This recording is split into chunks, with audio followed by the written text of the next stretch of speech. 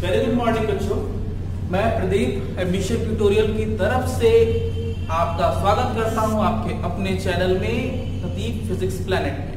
ठीक है, तो आज हम आ चुके हैं कैपेसिटेंस के लेक्चर 10 पर। और कैपेसिटेंस के लेक्चर 10 के लिए अभी हमने कुछ देर पहले आपको लाइव क्लासेस पढ़ाने की कोशिश करी। कुछ बच्चों तक ये बात पहुंच पाई और कुछ बच्चों तक नहीं पहुंच पाई। उसका हमें बहुत ही दुख है कि सभी तक ये चीजें नहीं पहुंच पा रही, तो इसलिए ये वीडियो बनाना हमारे लिए जरूरी है। ठीक है, तो आज हम स्टार्ट करने जा रहे हैं लेक्चर 10 को, आगे कैसे परफॉर्म करना है। कल मतलब लेक्चर 9 में हम लोगों ने कुछ क्वेश्चंस को डील किया था, और वो क्वेश्चंस कोई और नहीं, कैपेसिटेंस के श्रेणी और समांतर क्रम को अरेंज करने का था। और उसमें सबसे इंपॉर्टेंट था आपका इनफाइनाइट नेटवर्क। ठीक है, और मैंने होमवर्क भी दिया था, आई होप आपने करा होगा। जरूर करें, और करेंगे तभी आपको बातें समझ में आएंगी और आप तक वो चीजें अच्छे से पहुंच पाएंगी। ठीक है, आज हम लोग पढ़ेंगे आगे। ठीक है, और आज हम लोग पढ़ने वाले हैं समविभव। ठीक है, कॉमन पोटेंशियल। अब मैं बात करूं इस कॉमन पोटेंशियल, लेकिन मैं ये भी बता दूं आपको, ये जो समविभव है ये आपके पहले वाला टॉपिक नहीं है, क्योंकि इससे पहले भी आप समविभव पढ़ चुके हो। और वो समविभव अलग था। वो समविभव अलग होता था कैसे, जब हम बात करते थे किसी पृष्ठ की जहां पे विभव समान होता था, लेकिन यहाँ पर ये नहीं है। यहाँ पर क्या है फिर, तो यहाँ पर है संधारित्रों का समविभव। तो यहाँ पर ध्यान दीजिएगा, संधारित्रों के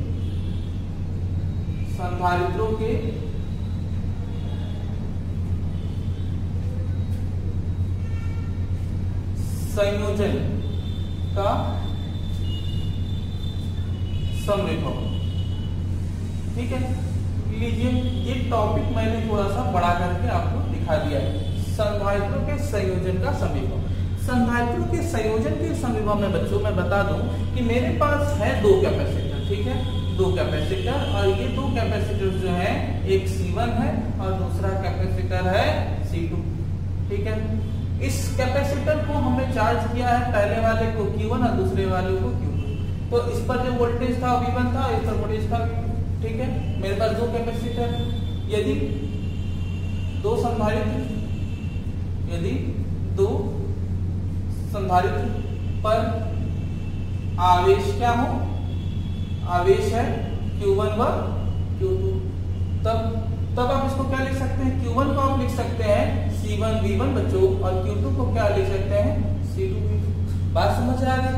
ठीक है, Q1 और Q2 की वैल्यू हमने लिख ली दोनों पर। लेकिन अगर हम बात करें कि दोनों कैपेसिटर को समांतर क्रम में जोड़ दें, अगर दोनों कैपेसिटर को अगर हम समांतर क्रम में जोड़ देंगे तब क्या होगा। तो समांतर क्रम में आपको पता है कि जब चीजें समांतर क्रम में ऐड होती हैं तो उनकी विभव या विभवांतर वैल्यू समान हो जाती है। ठीक है, तो आइए देखते हैं। तो लेट्स सपोज कि हमने दोनों कैपेसिटर्स को इन सच अ मैनर ऐसे कुछ जोड़ दिया। तो जैसे ही हमने कुछ इस तरीके से जोड़ दिया, तो ये C1 ये C2 अब दोनों किसके लिए लड़ेंगे, कॉमन पोटेंशियल V के लिए। ठीक है, तो इस पर आवेश और इस पर आवेश अब जो है बदलेगा। ठीक है, तो सीधी सी बात है, हमारे पास एक ग्लास है, उसमें जल है, दूसरे ग्लास में भी जल है।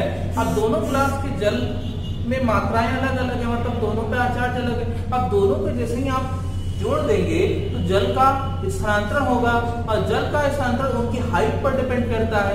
और ये जैसे ही आप इसको किसी तरीके से जोड़ देते हैं तो दोनों पर जो लेवल है वो सेम हो जाएगा, मतलब दोनों का विभव क्या होगा, समान होगा। लेकिन अगर ग्लास समान नहीं है, छोटी बड़ी है, तो उसमें आवेश की मात्रा होगी, मतलब जल की मात्रा जो होगी वो अलग अलग होगी। यही है कॉन्सेप्ट, बस इतना समझ लीजिए। दो डिफरेंट क्लासेस हैं, छोटी है बड़ी है, मतलब छोटी पतली है और मोटी है, और दोनों को आपने पाइप से जोड़ दिया तो दोनों में लेवल तो बराबर हो जाएंगे, लेकिन चार्ज मतलब जल की मात्रा, चार्ज की मात्रा अलग अलग होगी। बात समझिएगा। ठीक है, तो दोनों को जोड़ दिया। ठीक है, यदि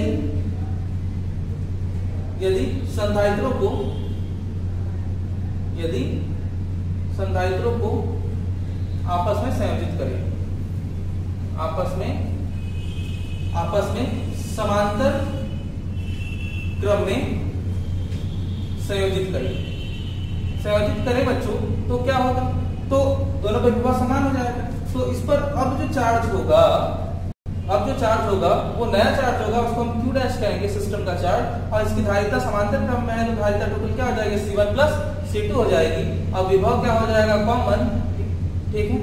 अब ये नया चार्ज हो गया, इक्वेशन नंबर 2, और ये दोनों मिलाकर के अगर मैं बात करूं तो इक्वेशन नंबर 1 मान लीजिए, तो दोनों का चार्ज होगा Q1 प्लस Q2, ठीक है। तो अब मैं बात करूं कि क्या दोनों पे चार्ज कुछ कम हुआ, तो चार्ज तो कम नहीं हुआ, तो अर्थात इसको हम लोग क्या देख पा रहे हैं कि पहले जो चार्ज था अब भी चार्ज है, लेकिन पहले और अब के चार्ज में डिफरेंस ये देखने को मिला कि पहले Q1 Q2 हुआ करता था अलग अलग, और दोनों जोड़ने के बाद टोटल चार्ज है Q डैश।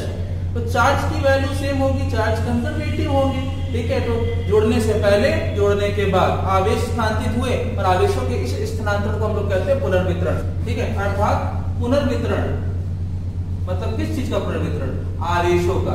तो पुनर्वितरण के पश्चात Q1 प्लस Q2 बराबर Q dash, Q1 plus Q2 मतलब C1 V1 plus C2 V2, और बच्चों Q डैश की वैल्यू क्या है, C1 प्लस C2, और साथ में भी, ठीक है ना, बात क्लियर हो रही। तो यहां से आपने क्या करना है, V की वैल्यू निकाल लेना है। V की वैल्यू बच्चों कितनी आएगी, C1 V1 plus C2 V2 upon C1 plus C2। तो ये है कॉमन पोटेंशियल, यह है सम विभव, ठीक है, विभव का सूत्र। तो ये दो संधारित्रों के मध्य आवेशों के पुनर्वितरण के पश्चात सम विभव का सूत्र हो गया। बहुत इंपॉर्टेंट है, एनसीईआरटी में इस पर सीधे क्वेश्चन है, ठीक है। अब हम देखेंगे कि आवेशों के पुनर्वितरण के पश्चात ऊर्जा में क्या परिवर्तन देखने को मिला, ठीक है। तो हम लोग देखेंगे कि जब हम दो संधारित्रों को आपस में जोड़ते हैं तो पोटेंशियल एनर्जी में कितने लॉस होते हैं, पोटेंशियल एनर्जी लॉस क्या होती है, ठीक है। तो ये दो कैपेसिटर पहले की बात थी और ये जोड़ने कनेक्शन के बाद, ठीक है। तो पुनर्वितरण से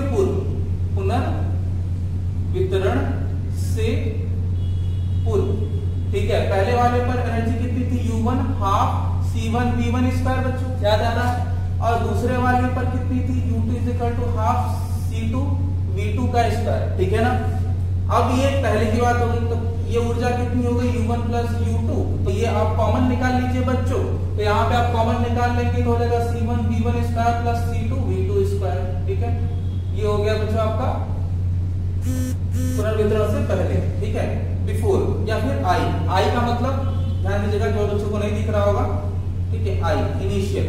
अब पुनर्वितरण के पश्चात में बात करूं, पुनर्वितरण के पश्चात में बात करूं तो इसमें क्या हो जाएगा, U डैश, और इस बारी धारिता जो है वो समांतर क्रम में C1 प्लस C2 हो चुकी है और विभव V हो चुका है।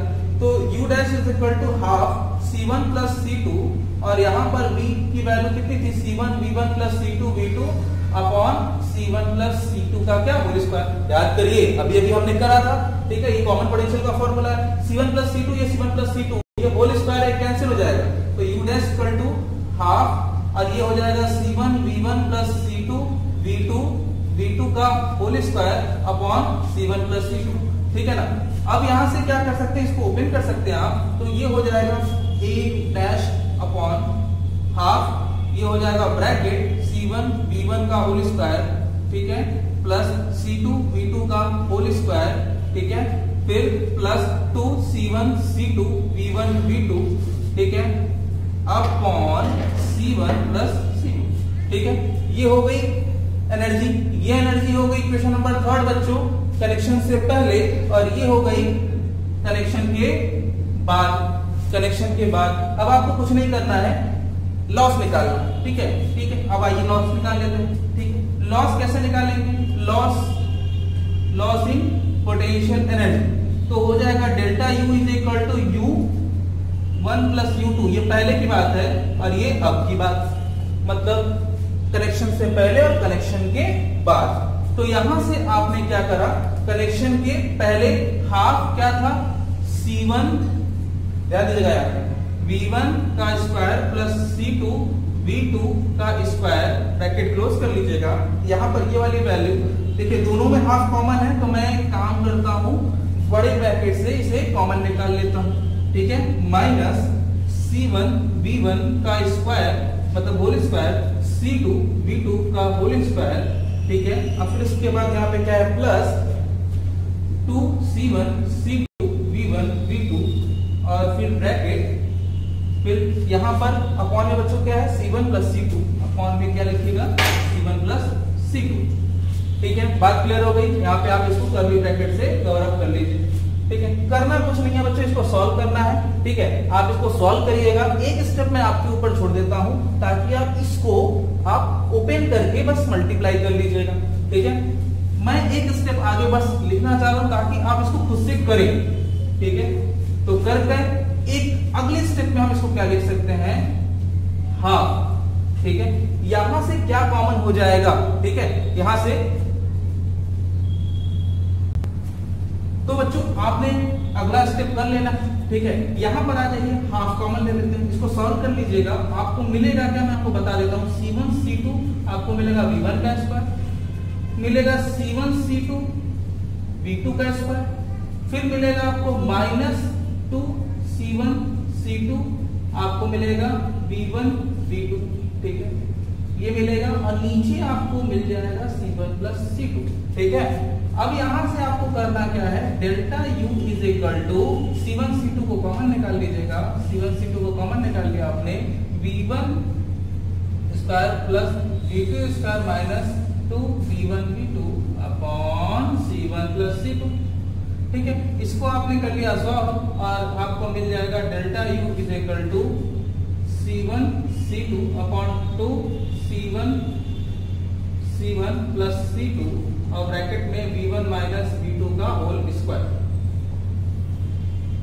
ये है आपके एनर्जी लॉस का फॉर्मूला।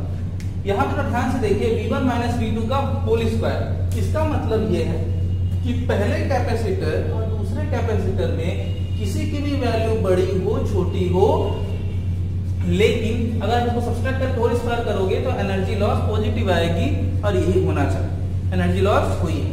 अब मैं आपसे एक छोटी सी बात पूछता हूँ, ये एनर्जी लॉस हो कैसे गई? तो जब दो लोगों को जोड़ते हो, दो कैपेसिटर्स को आप जोड़ते हो, तो कैपेसिटर्स को जोड़ने के लिए वायर की जरूरत पड़ती है, और जिन वायर्स का आप इस्तेमाल करते हो जोड़ने के लिए, उसी वायर में एनर्जी के रूप में खर्च हो जाती है।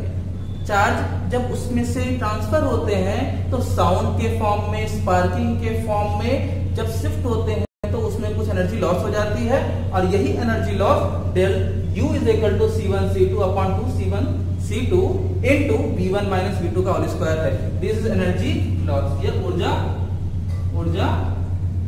ह्रास का सूत्र है, ठीक है। तो ये चैप्टर लगभग खत्म हो चुका है। अगली क्लास में मिलेंगे हम लोग वान डे ग्राफ जनरेटर के साथ। तब तक के लिए खुश रहिए, आबाद रहिए, जय हिंद।